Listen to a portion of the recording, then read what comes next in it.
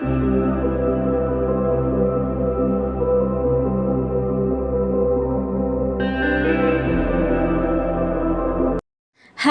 Everyone. तो आज हम इस वीडियो के द्वारा सीबीएसई बोर्ड का हिंदी जो कि क्लास 10th का है, इसके कृतिका 2 को पढ़ने वाले हैं, जिसका चैप्टर नंबर 1 माता का आंचल, जिसे लिखा है शिव पूजन सहाय जी ने।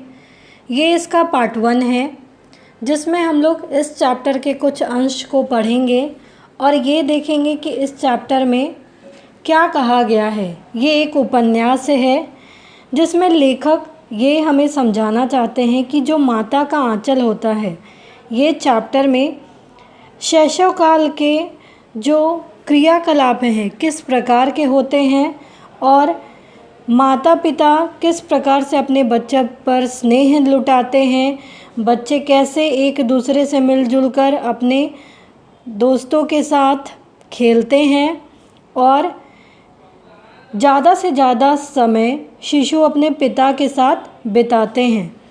लेकिन कितना भी प्यार एक दूसरे में क्यों ना हो, पिता और बच्चे में, लेकिन अत्यधिक संकट के समय या आपदाओं में माँ का आंचल ही शिशु की शरण होता है। माँ का आंचल ही शिशु के लिए उस कष्टदायक को मिटाने का सबसे अच्छा रास्ता होता है। ऐसे समय में पिता से अधिक माता की गोद प्रिय होती है और रक्षात्मक होती है। तो इसी दृष्टि को इसमें लेखक ने प्रस्तुत किया है। तो आइए इसे हम स्टार्ट करते हैं। जहाँ लड़कों का संग तहाँ बाजे मृदंग। मृदंग अर्थात एक प्रकार का वाद्य यंत्र होता है। जहाँ बुढ़ों का संग तहाँ खर्चे का तंग। खर्चे यानी खर्च होता है।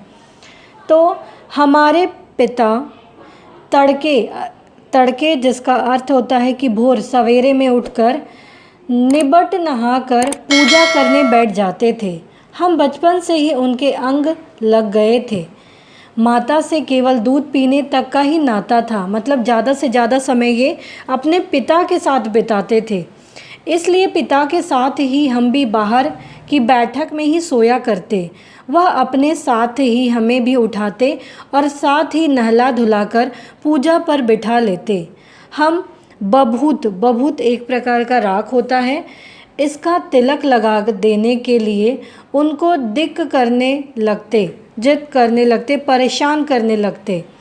कुछ हंसकर, कुछ झुंझलाकर और कुछ डांटकर वह हमारे चौड़े लिलार अर्थात ललाट में त्रिपुंट कहने का मतलब है कि ये भी एक प्रकार का तिलक होता है, जिसमें ललाट के ऊपर अर्धचंद्राकार रेखाएं बनाई जाती हैं, तो उसे हम कहते हैं त्रिपुंड। हमारे लिलार में बभूत खूब खुलती थी। सिर में लंबी लंबी जटाएं थीं। बभूत रमाने से हम खासे बम भोला बन जाते थे। तो यहाँ कह रहा है कि सुबह का समय जैसे ही होता वैसे पिताजी नहा धोकर पूजा पाठ करने बैठ जाते और हम ज़्यादा से ज़्यादा समय पिताजी के ही साथ में बिताते थे। माँ से केवल दूध पीने तक का ही नाता था। वे भी अपने पिता के साथ बाहर बैठक में ही सोया करते और उनके साथ ही उठकर नहा धोलाकर और ये पूजा करते और इनके ललाट पर अर्थात लिलार पर बभूत का तिलक लगाने के लिए ये अपने पिता से जिद करते। कुछ हंसकर, कुछ झुंझलाकर, कुछ डांटकर वह इनके पिता इनके ललाट पर वो अर्धचंद्राकार जो तिलक है वो लगा देते, जो इनमें खूब अच्छी लगती थी और इनको ऐसा लगता था जैसे बहुत सुंदर ये बम भोला बन गए हैं, क्योंकि इनकी लंबी लंबी जटाएं भी थी। पिताजी हमें बड़े प्यार से भोलानाथ कहकर पुकारा करते, पर असल में हमारा नाम था तारकेश्वर नाथ। हम भी उनको बाबूजी कहकर पुकारा करते और माता को मैया। अब किसे कौन क्या कहकर पुकार रहा है ये कहा जा रहा है कि पिताजी ने प्यार से भोलानाथ और इनका लेकिन असल में नाम था तारकेश्वर नाथ, और हम पिताजी को बाबूजी कहकर बुलाते और माता को मैया। जब भी रामायण का पाठ करते तब हम उनकी बगल में बैठे बैठे आईने में अपना मुंह निहारा करते थे। जब वह हमारी ओर देखते तब हम लजाकर और मुस्कुराकर आईना नीचे रख देते थे। वह भी मुस्कुरा पड़ते थे। तो जब बाबूजी अर्थात इनके पिताजी रामायण का पाठ सुनाते थे तो ये बस उनकी बगल में बैठ जाते और आईने में बस अपना चेहरा ही निहारते रहते थे, जिससे जब इनके पिताजी बाबूजी इनको देखते तो ये लजा जाते, शर्मा जाते और मुस्कुरा देते। तो उनके पिता भी इनको देखकर मुस्कुराते। पूजा पाठ कर चुकने के बाद वह राम राम लिखने लगते। अपनी एक रामनामा बही पर 1000 राम नाम लिखकर वह उसे पाठ करने की पोथी के साथ बांध कर रख देते। तो पूजा पाठ करने के बाद वो एक पोथी बनाते जिसमें वो राम राम लिखते, रामनामा बही जिसे कहते हैं, और हजारों राम नाम लिखकर इसे पाठ करने की एक पोथी बना देते और इसे बांध कर रख देते। लिखते जाते, ये लिखते जाते। 500 बार कागज़ के छोटे छोटे टुकड़ों पर राम नाम लिखकर आटे की गोलियों में लपेटते और उन गोलियों को लेकर गंगा जी की ओर चल पड़ते थे। अब उन जो राम नाम को लिखा है उन्होंने, उन छोटे छोटे टुकड़ों पर राम नाम लिखकर आटे की गोलियों में लपेटते और उन गोलियों को गंगा जी की ओर लेकर चले जाते। उस समय भी हमें उनके कंधे पर विराजमान रहते थे। जब वह गंगा में एक एक आटे की गोलियां फेंक कर मछलियों को खिलाने लगते तब भी हम उनके कंधे पर ही बैठे बैठे हंसा करते थे। जब वह मछलियों को चारा देकर घर की ओर लौटने लगते तब बीच रास्ते में झुके हुए पेड़ों की डालों पर हमें बिठाकर झूला झुलाते थे। अब ये बता रहे कि किस प्रकार ये पिताजी के साथ ज़्यादा से ज़्यादा समय बिताते थे। जब वो गंगा नदी की ओर जाते थे तब भी ये अपने पिताजी के कंधे पर ही बैठते थे, और जब वो मछलियों को ये आटे की गोलियां खिलाते थे तब भी वो अपने पिताजी के कंधे पर ही बैठते थे। और मछलियों को चारा देकर जब घर लौटने लगते थे तब बीच रास्ते में झुके हुए पेड़ों की डालों पर उनको वो बिठाकर झूला झुलाते थे। कभी कभी बाबूजी हमसे कुश्ती भी लड़ते। हम शिथिल अर्थात कमज़ोर होकर हमारे बल को बढ़ावा देते और हम उनको पछाड़ देते थे। यह उतान, उतान कहने का मतलब है पीठ के बल लेट जाना। यह उतान पड़ जाते और हम उनकी छाती पर चढ़ जाते थे। जब हम उनकी लंबी लंबी मूछें उखाड़ने लगते तब वह हंसते हंसते हमारे हाथों को मूछों से छुड़ाकर उन्हें चूम लेते थे।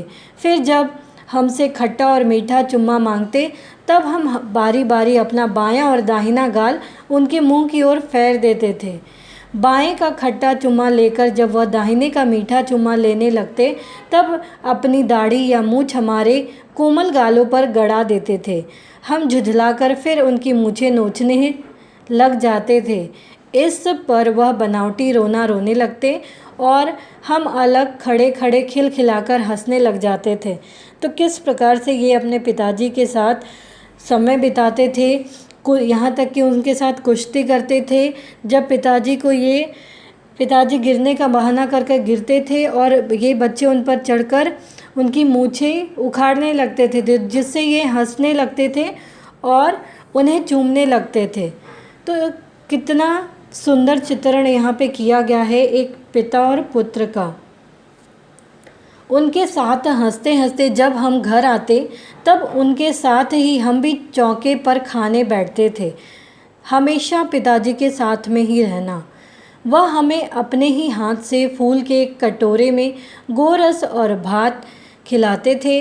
जब हम खाकर अफर यानी पेट भरकर खाना और उससे भी अधिक खा लेना अफर जाते तब मैया थोड़ा और खिलाने के लिए हट करती यानी जिद करती थी। वह बाबूजी के कहने पर कहने लगती, आप तो 4-4 दाने के कौर बच्चे के मुंह में देते जाते हैं। इससे वह थोड़ा खाने पर भी समझ लेता कि वह बहुत खा गए।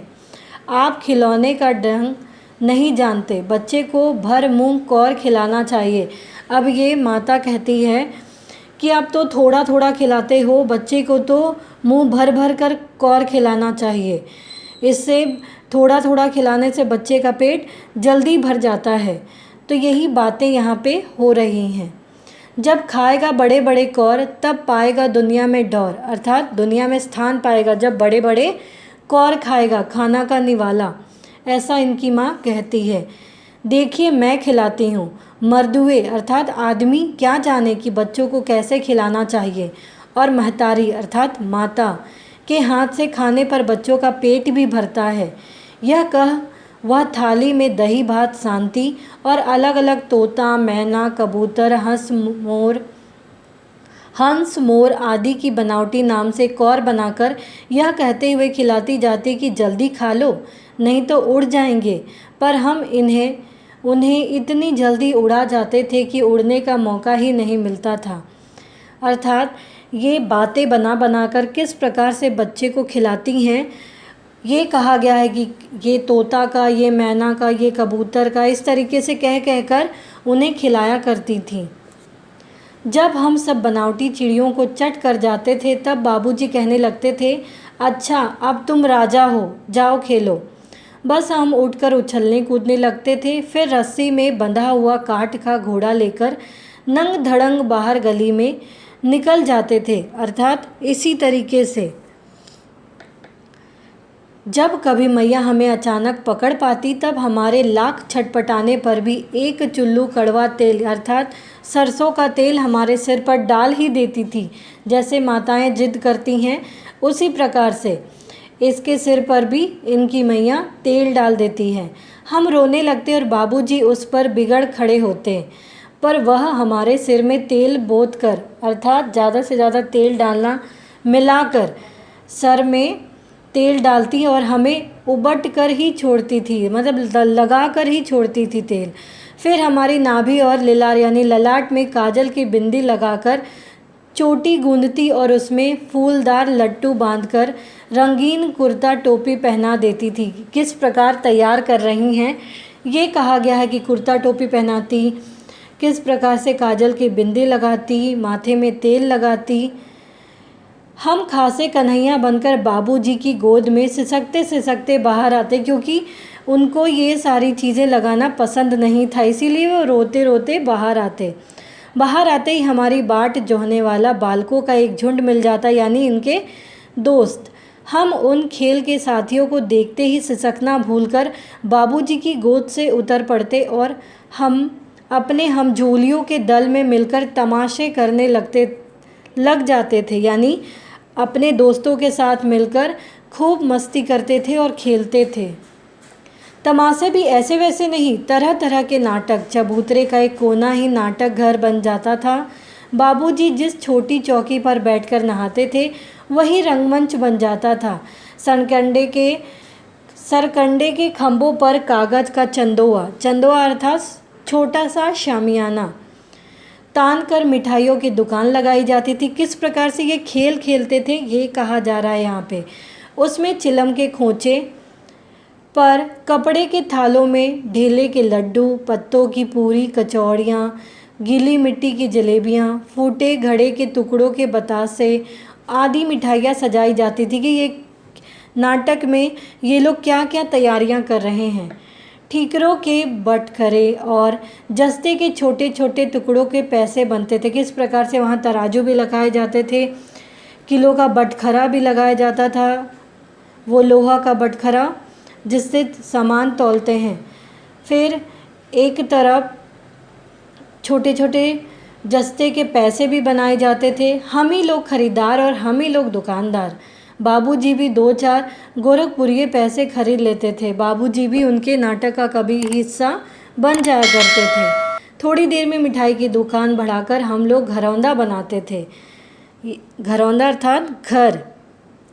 धूल की मेड़ दीवार बनती और तिनकों का छप्पर बनता, दातुन के खंभे बनते, दिया सलाई की पेटियों के किवाड़ बनते, घड़े के मोहड़े की चूल्हा चक्की बनती, दिए की कढ़ाई और बाबूजी की पूजा वाली आचमनी कलछी बनती थी जिससे आँच देते हैं। पानी के घी, धूल के पिसान और बालू की चीनी से हम लोग ज्योनार अर्थात भोज दावत तैयार करते थे। हम ही लोग ज्योनार अर्थात दावत करते और हम ही लोगों की ज्योनार अर्थात दावत बैठती थी। जब पंगत बैठ जाती थी तब बाबूजी भी धीरे से आकर पाँत के अंत में जीमने अर्थात भोजन करने के लिए बैठ जाते थे। उनको बैठते देखते ही हम लोग हंसकर और घरौंदा बिगाड़कर भाग चलते थे। वह भी हंसते हंसते लोटपोट हो जाते और कहने लगते, फिर कब भोज होगा भोलानाथ। तो इस प्रकार से जैसे ये लोग खेलते थे उसमें कभी कभी बाबूजी भी इनका हिस्सा हो जाते थे, और जैसे ही बाबूजी आते वैसे ही ये अपना घरौंदा सब कुछ बिगाड़ देते और फिर से अपने अपने घर चले जाते। और इनके पिताजी इनसे कहते कि हंसते हंसते हुए कहते कि लोटपोट हो जाते सब लोग और कहने लगते कि अब कब भोज बनेगा, अब कब दावत बनेगा भोलानाथ। भोलानाथ अर्थात इनके पुत्र। तो दोनों में किस प्रकार से समय बिताया जाता था, कैसे ज़्यादा से ज़्यादा समय एक दूसरे के साथ में रहते थे, अपने दोस्तों के साथ, शिशु मंडली के साथ कैसे खेल खेलते थे, इन सारी बातों को हमने इसमें पढ़ा। उम्मीद है हमने जितना भी इसमें पढ़ा है आपको वो समझ में आया होगा। तो प्लीज़ आप इस वीडियो को लाइक करना, शेयर करना, सब्सक्राइब करना, कमेंट करना ना भूलें। Thank you.